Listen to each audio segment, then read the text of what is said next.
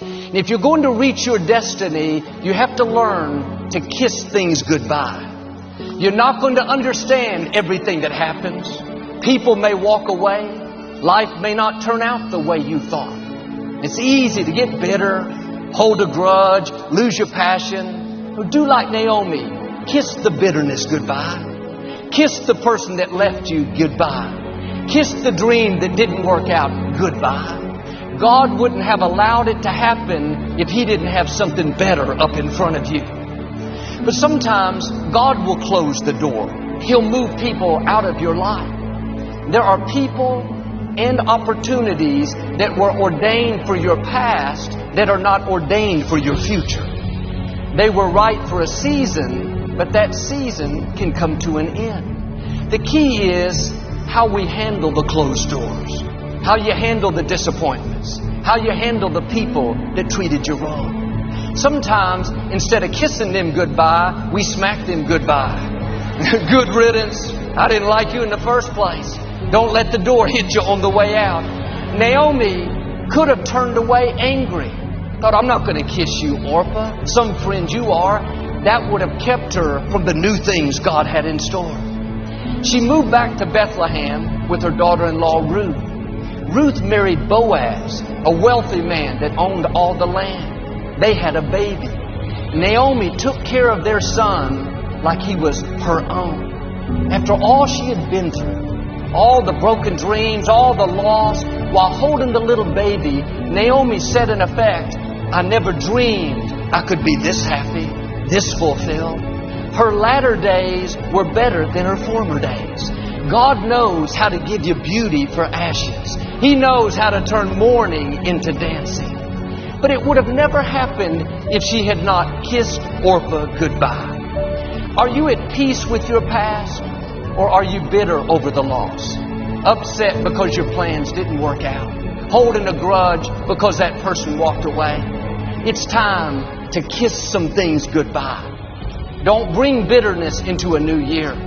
Don't bring self-pity, a chip on your shoulder. That was in your past. It doesn't belong in the future. You cannot embrace the new things God has in store as long as you're holding on to the old. My father went to be with the Lord back in 1999, some 20 years ago. I lost one of my best friends. I still miss him, but I realized the loss of my father is in my past. It's not in my future.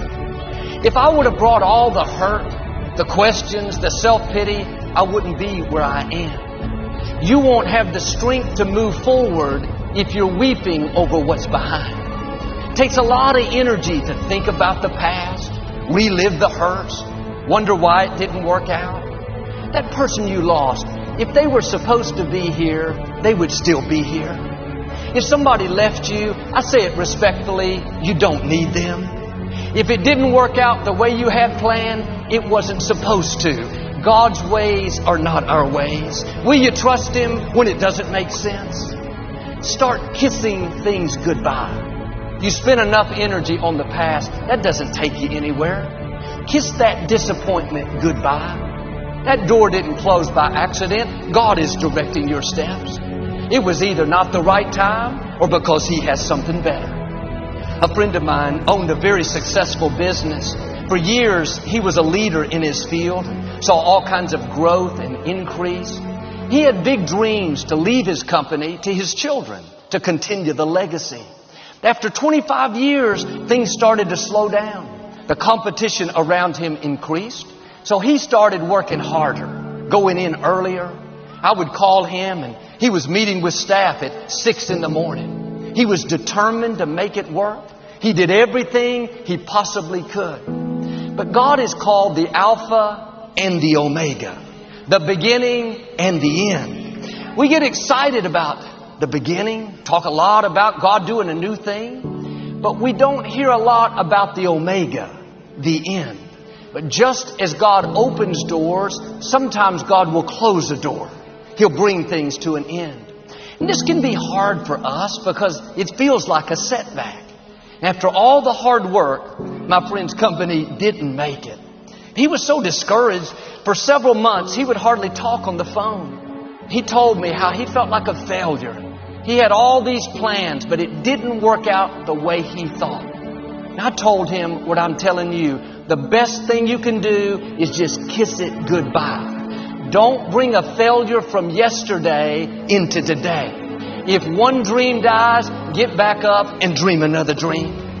He got his passion back and went out and started a consulting business. All kinds of doors began to open. Today he has more clients, more influence, more opportunities than he's ever had. His new company is many times more successful than his own. When life doesn't turn out the way you thought, remind yourself God is still in control. Instead of being sour, losing your joy, kiss the disappointment goodbye. Quit reliving mistakes you've made. Things that you wish you would have done different, wondering why it didn't work out. Like my friend, you may have done your best, given it your all, but it didn't succeed. Accept it as God's plan and move on. Our attitude should be, God, I trust you not just with my successes, I trust you with my failures. I trust you with the betrayals. I trust you with the things that don't make sense.